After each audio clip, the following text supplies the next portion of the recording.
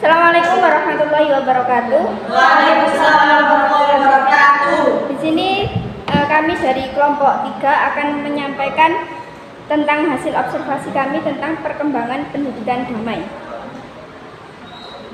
Yang pertama yaitu perkembangan umum pendidikan damai. Perkembangan umum pendidikan damai adalah sebuah gerakan yang berakar dari budaya masyarakat. Budaya ini menawarkan konsep hubungan harmonis antar warga dan memiliki mekanisme resolusi konflik yang diwariskan dari generasi ke generasi. Dari hasil wawancara kami di SMPN 2 Sumber Pucung, yaitu menunjukkan bahwa kesadaran siswa terhadap pendidikan perdamaian berkembang seiring dengan peristiwa besar dunia. Pendidikan perdamaian sebagai gerakan sistematis muncul dari tragedi kemanusiaan yang menumbuhkan kesadaran akan pentingnya pengajaran perdamaian dan mendidik siswa tentang penting menerapkan pendidikan perdamaian tersebut. Yang selanjutnya jelaskan. Selanjutnya, pendidikan damai ini muncul sebagai respon terhadap kondisi politik internasional yang penuh konflik dan peperangan, yang mendorong PBB untuk berupaya menciptakan perdamaian global. Upaya perumusan pendidikan damai awalnya banyak dilakukan oleh UNESCO dan UNICEF. Seiring perkembangan, muncul tokoh-tokoh seperti Johan Galtung, Betty Redon, David Hicks, dan Glenn Harris yang mendedikasi diri dalam mengembangkan pendidikan perdamaian. Mereka memberikan kontribusi melalui pengalaman lapangan dan teori yang dirumuskan. Salah satu tokoh yang berpengaruh dalam pendidikan damai adalah Betty Redon dari Amerika Serikat. Yang selanjutnya yaitu fase-fase perkembangan pendidikan karakter. Yang pertama yaitu fase reformasi, yang kedua fase rekonstruksi, dan ketiga fase transformasi. Yang pertama yaitu fase reformasi. Fase ini pasca Perang Dunia II menggunakan pendekatan untuk mencegah perang dan mengendalikan perlombaan senjata. Tujuannya yaitu muncul sebagai respon terhadap kondisi dunia yang tidak aman akibat peperangan besar yang menelan jutaan korban jiwa dan menimbulkan kekacauan global. Yang kedua yaitu fase rekonstruksi.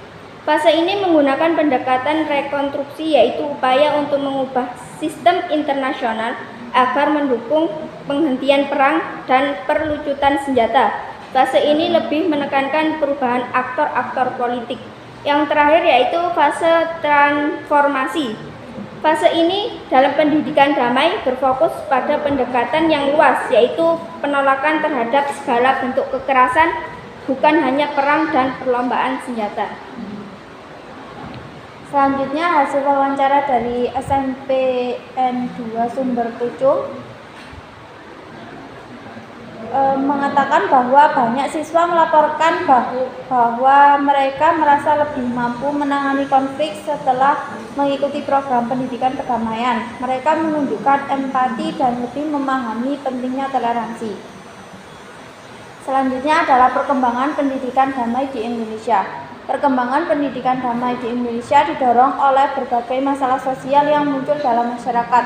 Sejak reformasi 1998, Indonesia menghadapi berbagai gejolak dan konflik sosial dalam berbagai bentuk. Pendidikan damai di Indonesia juga berkembang dalam menghadapi berbagai kondisi konflik dalam negeri. Hasil wawancaranya sesuai dengan apa yang kami observasi di sekolah, bahwa di SMPN 2 Sumber Pucung telah menunjukkan upaya yang terintegrasi dalam membangun budaya perdamaian di kalangan siswa. Di fase ini, SMPN 2 Sumber Pucung mengedepankan pendidikan perdamaian melalui pembelajaran yang mengedukasi siswa mengenai pentingnya hidup dalam harmoni. Sekian presentasi dari kami. Apakah dari teman-teman ada yang ingin bertanya?